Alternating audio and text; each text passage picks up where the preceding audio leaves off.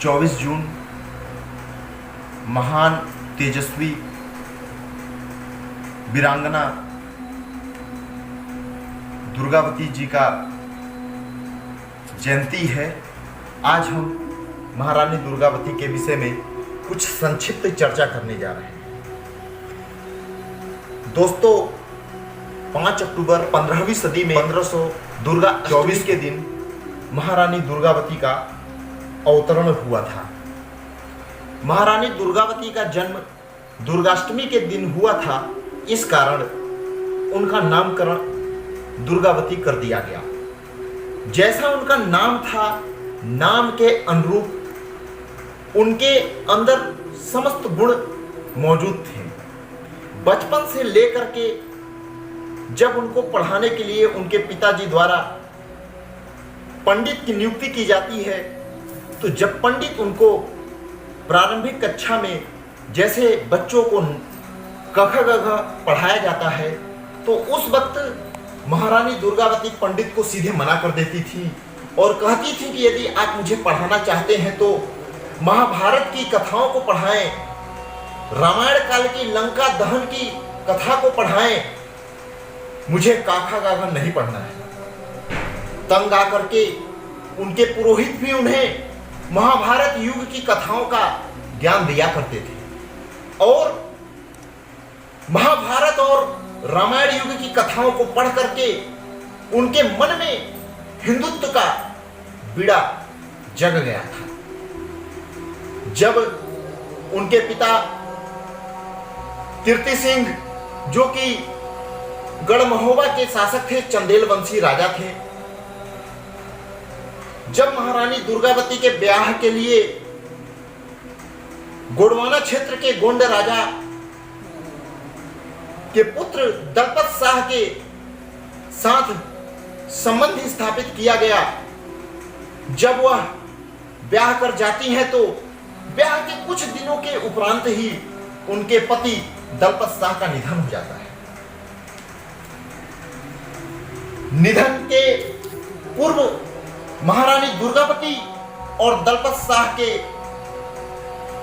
संयोग से एक पुत्र वीर नारायण हुआ रहता है और महारानी दुर्गावती वीर नारायण को गद्दी पर बैठाना चाहती हैं, परंतु वीर नारायण गद्दी पर नहीं बैठते हैं।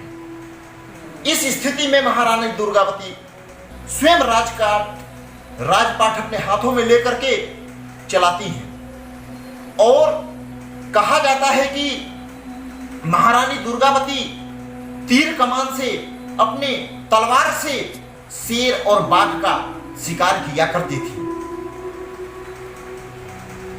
अलबरूनी में पाया गया कि महारानी दुर्गावती के क्षेत्र में कभी कोई शेर या बाघ नजर आ जाता था तो वह जब तक उसका शिकार नहीं कर लेती थी तब तक वह जलपान ग्रहण नहीं करती थी। महारानी दुर्गावती जब सिंहासन पर बैठी, सिंहासन पर बैठने के दौरान अपने राजपाठ में उन्होंने अपना सर्वोच्च न्यौछावर कर दिया, समर्पित कर दिया। उन्होंने अपने जनता के हित के लिए अपने क्षेत्र में बावड़ी, तालाब और कुओं का निर्माण करवाया। महारानी दुर्गावती भीली सेना का एक समूह बनाया और जिस वक्त महारानी दुर्गावती सिंहासन पर बैठी, उस वक्त भारत में चारों ओर मुसलमानों और मुगलों का शासन था। मुसलमान और मुगल हिंदुओं का जीना दूभर किए हुए थे, चारों ओर आताताई की तरह फैले हुए थे और प्रत्येक हिंदू शासकों का वध कर दिया करते थे और हिंदू महिलाओं का सिर भंग कर दिया करते थे। उस वक्त अकबर का शासक था। अकबर हिंदू महिलाओं को भोग के लिए प्रयोग करता था और उसने ऐसा नियम बना के रखा था कि जिस भी हिंदू महिला की शादी होगी, पहले उसकी डोली आगरा जाएगी और आगरा में होते हुए फिर उसके पति के घर जाएगी। इसका विरोध महारानी दुर्गावती निरंतर करती चली आ रही थी और यह पसंद अकबर को बिल्कुल भी नहीं था। अकबर ने आगा खां के माध्यम से एक सेना बना करके महारानी दुर्गावती के पास भेजा और महारानी दुर्गावती ने बड़े ही साहस और शौर्य का परचम लहराते हुए आगा खां को चित्त करके वापस भगा दिया। वह धूर्त आगा खां अकबर के इशारे पर कई बार महारानी दुर्गावती के पास अपने लाखों की संख्या में फौज को लेकर के उनके समीप जाता था और बार बार हार का सामना करके वह धूर्त वहां से भाग जाता था। यह सिलसिला निरंतर चलता रहा। मुगलों का आक्रमण मुसलमानों का चारों ओर फैला जाता था, परंतु महारानी दुर्गावती का साम्राज्य फलता और फूलता रहा। ऐसा समय आ गया कि मारवाड़ी, गुजराती, सिंधी व्यापार के लिए गोंडवाना क्षेत्र को चुनना चालू कर दिए। चारों ओर से लोगों का पलायन गोंडवाना क्षेत्र की ओर होने लगा। गोंडवाना क्षेत्र स्वर्ण युग बनने लगा। धीरे धीरे उनका पुत्र वीर नारायण बड़ा होने लगा और जब वीर नारायण बड़ा होने लगा तो उन्होंने वीर नारायण के ब्याह के लिए जब सोचा, जैसे ही यह बात अकबर को पता चलता है तो अकबर अपने सेनापति आसफ खान को भारी सेना के समेत गोंडवाना क्षेत्र पर आक्रमण के लिए भेज देता है और कहता है कि रानी दुर्गावती को किसी भी प्रकार से जिंदा पकड़कर एक बार मेरे सामने ला दो। जैसे ही इस बात का पता महारानी दुर्गावती को चलता है, शादी का जश्न का माहौल छोड़ करके भीली सेना के साथ लगभग 10-20 हजार की टुकड़ी रही होगी और 1000 की संख्या में उनके पास हाथी और 10,000 की संख्या में घुड़सवार सेना, संपूर्ण सेना को तैयार करती है। एक जश्न जब वह ब्याह करने वाली थी, परंतु जैसे ही उनको इस बात का पता चलता है कि अकबर ने आसफ खां को भारी संख्या के साथ आक्रमण करने के लिए भेजा है, उन्होंने अपने उन आदिवासी भाइयों की सेना को तैयार करके कूच कर देती है। गढ़मंडला का क्षेत्र जहां पर आसफ खां की लाखों की संख्या में सेना रौंदने को तैयार है, परंतु महारानी दुर्गावती अपने अदम्य साहस का परिचय देते हुए उन मुसलमानी सेना का छक्के छुड़ा रही है, मानो गाजर मूली की तरीके से काट रही है, रौंद रही है। उनका यह दृश्य देखकर आसफ खां घबरा गया और यह सूचना वापस अकबर के पास भेजता है कि हम इनके सामने ज्यादा समय तक नहीं टिक सकते हैं। वह चंदेल की पुत्री, गोंड राजा की बहू रणचंडी का रूप धारण कर लेती है और मानो उनके सामने वह मुगलिया सेना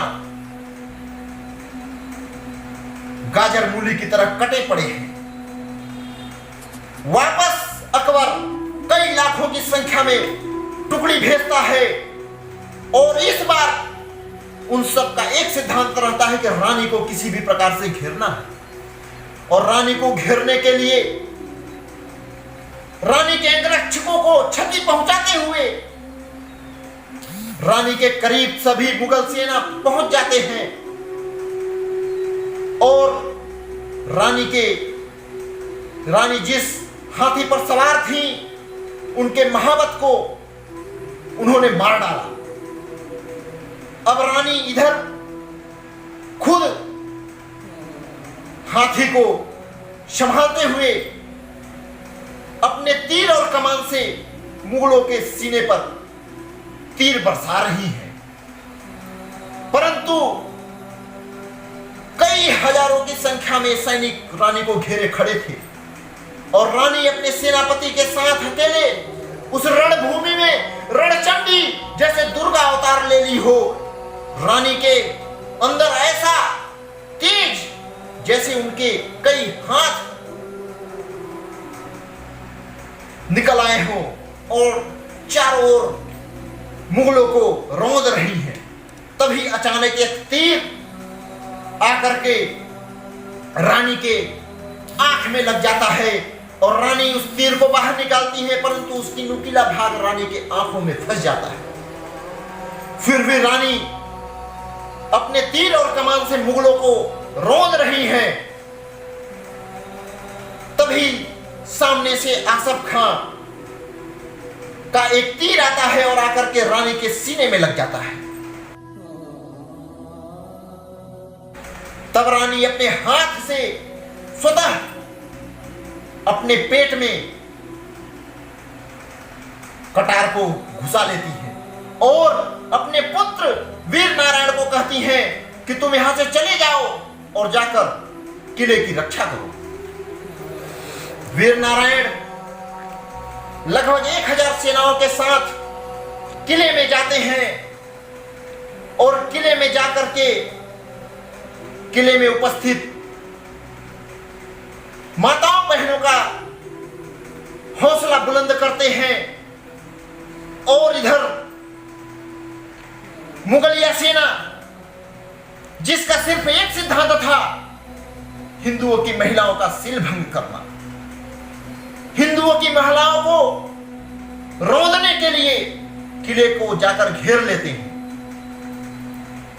वीर नारायण जब तक उनके पास रसद था वह अपने माताओं और बहनों का रक्षा करते हैं, परंतु जब उन्होंने देखा कि अब हमारे पास राशन भी समाप्त हो रहा है, तब वह अपने राजपुरोहित को बुलाते हैं और राजपुरोहित को बुलाकर ससम्मान उन महिलाओं को तैयार करते हैं और कहते हैं कि आप जौहर करने के लिए तैयार हो जाइए। धन्य है हमारी इस मातृभूमि की वह माताएं जिन्होंने एक आवाज पर अपना श्रृंगार करके जौहर करने के लिए तैयार हो जाती हैं। अंतिम बार वह अपने पतियों से विदाई लेने के लिए गले मिलती हैं। उनके चेहरा पे वह हंसी और जो राजपुरोहित रस्म अदा करने के लिए गए थे उनके आंखों में आंसू, ओंठों पर मंत्रोच्चारण और धीरे धीरे करके जैसे ही उनके मुंह से स्वाहा की आवाज निकलती है, सभी माताएं और बहनें जौहर कर लेती हैं।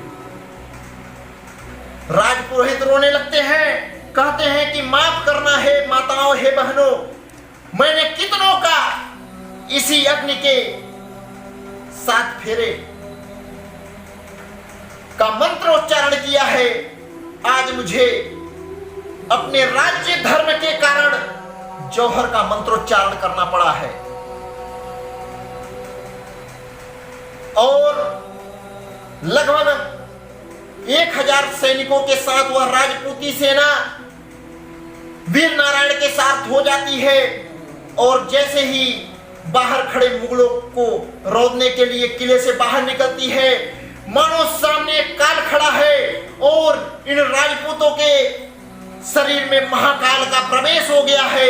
इन्होंने इतना तांडव किया कि संपूर्ण सेनाओं को, मुगलों को रौंद के रख दिया और